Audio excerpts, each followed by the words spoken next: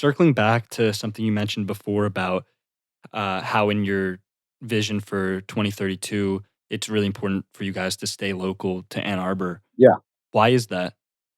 Well, without judging others, I just have a very strong belief that it's different when you're doing business in a place you are. And I don't mean you have to be there every minute of every day, but, if you, like when you look at sort of the mass market, they're just dropping down stores, which is, they're not really any different, whether it's in Montana or Southeast Michigan. And it doesn't make sense because the ecosystem is completely different, right? So, in the same way that industrial farming just imposes itself on the land and, this is what we're going to do. So, we turn Kansas, which wasn't meant for wheat, into wheat fields, which turns it later into a dust bowl, which, in the depression, which hopefully we're not entering one right now.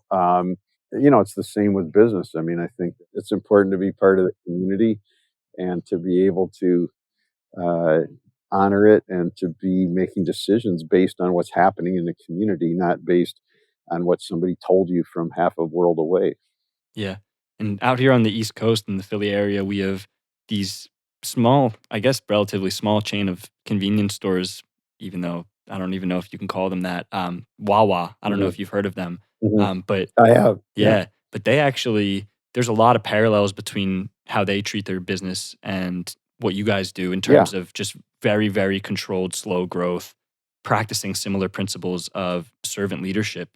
Have you seen an increase in similar business practices over in more yeah. recent I mean, I times? think that that's why they're natural laws of business, because I think you're going to find that all the healthy organizations, they don't have to use the terminology I wrote about, but they're essentially doing those things. And, is everybody doing them? No.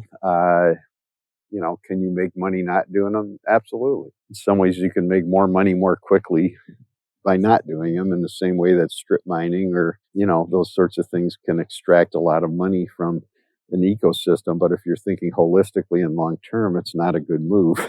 It's the same thing, so you can certainly make more money, but if you treat your employees poorly and they go home enraged every day, uh, that negativity, that spiritual poison is being passed into the community, and it's showing up in the school system. You know, it's everywhere. And so ultimately, in the same way that factories exploited the environment to make money and then left the mess behind for the people who were there, it's the same thing. I mean, it's not healthy, it's not helpful.